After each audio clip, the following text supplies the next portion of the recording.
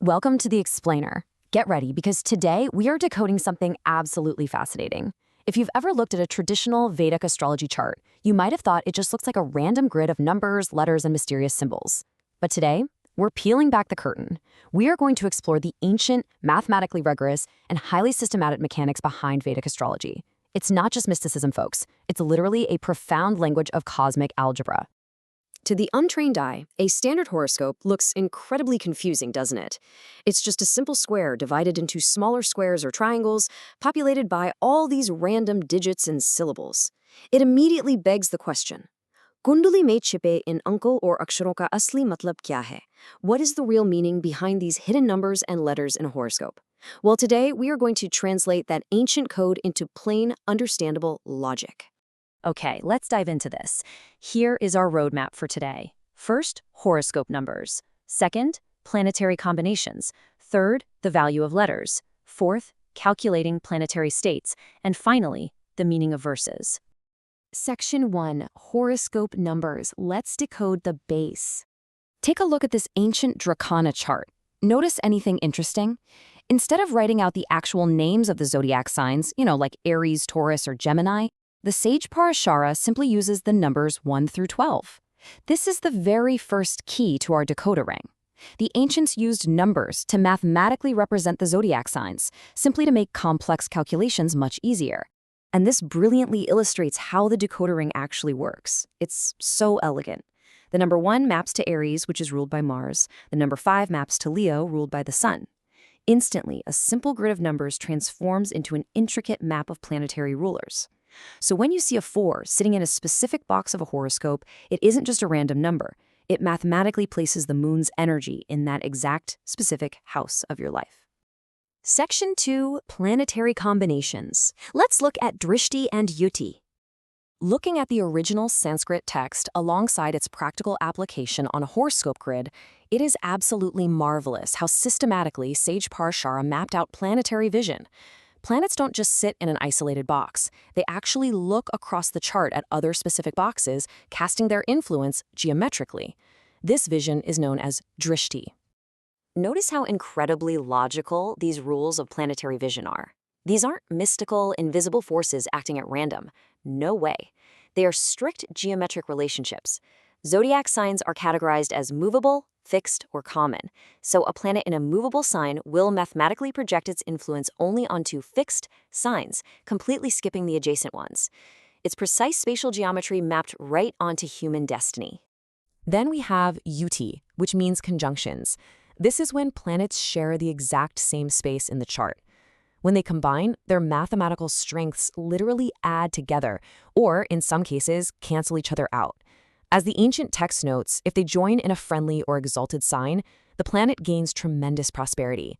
It's essentially an algebraic equation of light and energy happening right there on the grid. Section 3, Value of Letters. This is the math of your name. Now, what's really interesting about this is how it bridges human identity directly with planetary math. According to the ancient scriptures, the very first syllable of your given name is assigned a specific anka value, basically a numerical value ranging from 1 to 8. If your name starts with the A or Ka sound, your mathematical value is 1. Starts with O or Ma, it's a 5. This specific number is then plugged directly into an astrological formula. But you might be wondering, why do we need these numbers from your name, the planets, and the stars in the first place? Section 4. Calculating planetary states using the Avasta formula. Well, we need them to solve an advanced algebraic formula. This formula determines a planet's highly specific state, known as its Avasta. Let's define this simply. An Avasta is essentially a planet's mood or state of being at the exact moment of your birth. Because just like humans, planets can be sleepy, active, hungry, or happy. But instead of just guessing, Vedic astrology uses a strict mathematical formula to calculate exactly how a given planet is behaving. So let's break down this ancient formula step by step. Don't worry, it's just basic algebra. First, you multiply the star the planet is in by the planet's status, by its Navamsa position. That's S times P times N. Then, in step 2, you add your birth star, the exact time of your birth, which is called the Gati, and your ascendant number. Finally, you add the results of step 1 and step 2 together. For example, if step 1 gives you a value of 15 and step 2 gives you 20, your total is 35. And here is the final step. the real magic moment. After summing up all those highly specific personal and astronomical variables, including that Anka value from your name we discussed earlier, you take the total sum, like that 35, and divide it by 12. The remainder of that division, that is the magic number. That remainder corresponds to a specific index that reveals exactly what state the planet is in. It's a beautifully precise astronomical equation. Section 5. Meaning of verses, where poetry meets math. Check out the original text from sage Parashara outlining the logitati of Vastas. What's truly amazing here is how the sage describes these mathematically derived, cold astronomical states using profound human emotions. The math gives us a state for sure, but the poetry, that gives us the meaning. Take this powerful line, for example, Kshudhetaha shatruna chava lokitaha. In simple Hindi, we can understand this perfectly.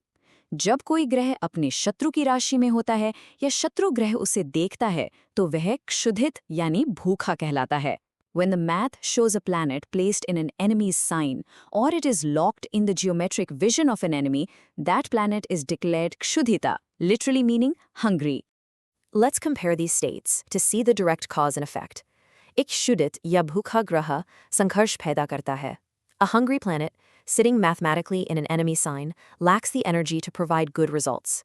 It essentially struggles, destroying the prosperity of that house. लेकिन दूसरी ओर, एक मुदित यानी प्रसन्न ग्रह अच्छे परिणाम देता है.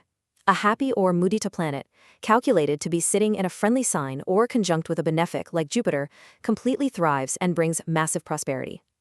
The math dictates the geometry dictates the emotion, and the emotion dictates your life's outcome. So, the absolutely crucial point here is this. Vedic astrology is a masterclass in cosmic algebra. The numbers 1 through 12 act as your base decoder for signs and planets. Those planets don't just float around randomly, they interact through incredibly strict geometric angles. Even the very syllables of your spoken name carry mathematical weights that plug into ancient algebraic formulas to calculate exactly how the cosmos is interacting with you. Which leaves us with a truly fascinating question to ponder.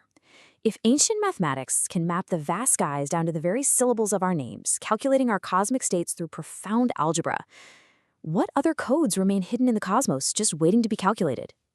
Thank you so much for joining me for this explainer, and I really hope this completely changes how you look at those numbers and letters the next time.